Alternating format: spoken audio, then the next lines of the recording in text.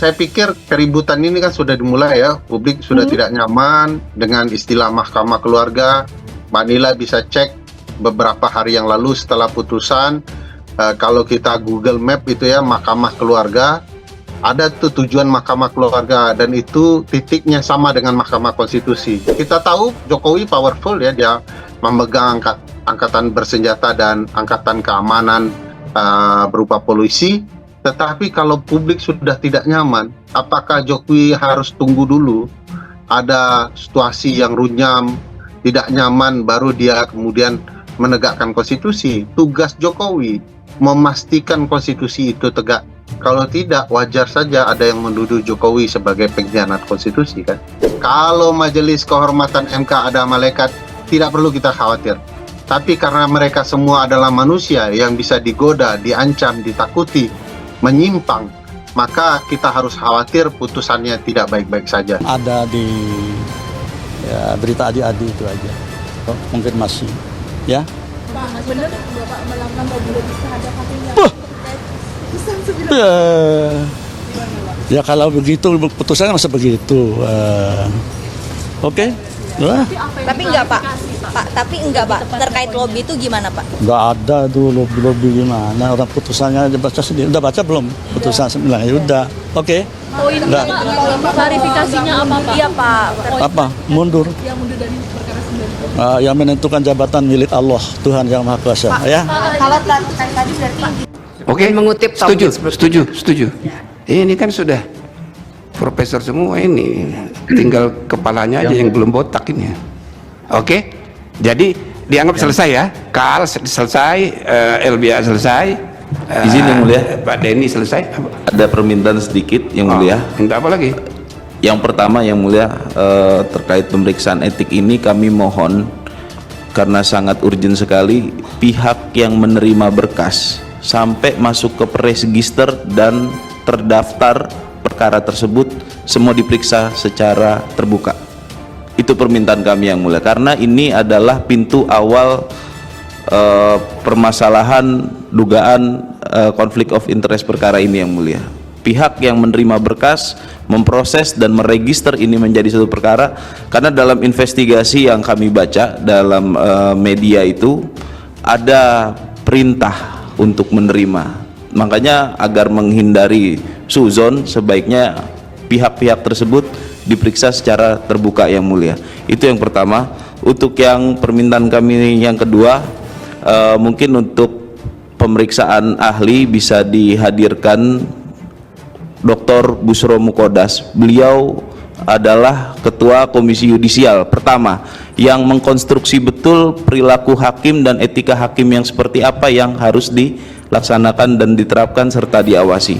Demikian permintaan kami yang mulia. Terima kasih. Ya, ini kan sudah jelas ini. Anda kan mempersoalkan kekerabatan, ya kan? Nggak usah terlalu jauh pembuktiannya, ya kan? Tapi kalau mau ngotot sih boleh-boleh aja. Cuma memperpanjang persidangan jadi tambah panjang. Nah, apalagi kita ini kan berhadapan dengan laporan-laporan baru nih. Mereka kan tidak tahu kita doa kita ini terkabul apa enggak, tahu datang lagi. Nah, jadi maksud saya kalau memang tidak ada soal serius, udahlah, ya kan? Nah, untuk yang pertama benar saudara itu, makanya kami sudah merancang pemanggilan terhadap panitera.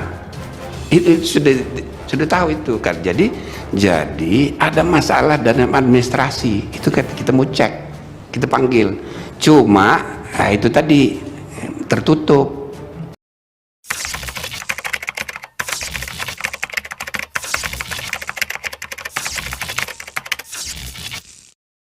Tidak terbuka seperti yang saudara harapkan, karena sudah dirancang sesuai dengan aturan itu. Pada prinsipnya tertutup, hakim semuanya tertutup, panitera juga tertutup itu.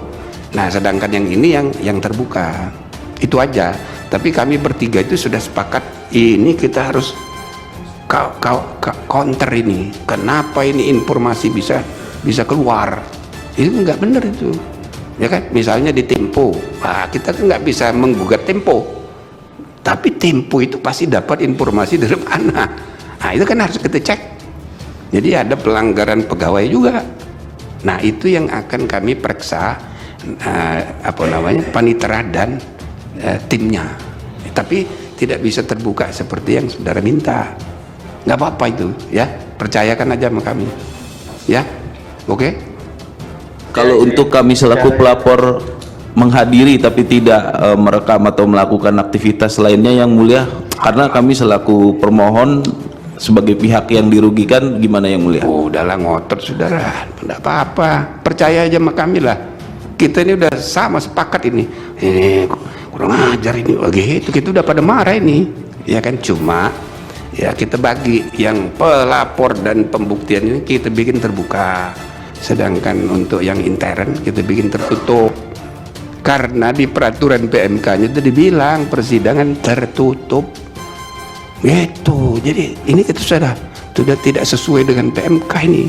Padahal PMK-nya sendiri kan dibuat oleh 9 hakim, ya kan?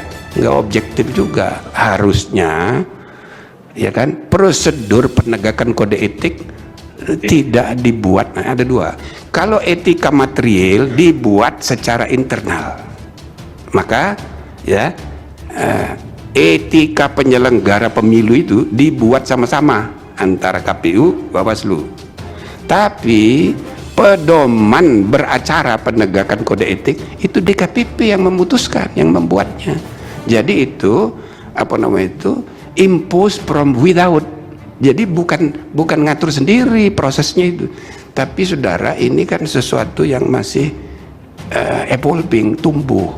Kita ini kan baru mempraktekkan penegakan kode etik secara terbuka sebagai ide peradilan, itu kan masih baru. Jadi sabar dulu, kan perjalanan peradaban negara hukum kita kan masih panjang ini.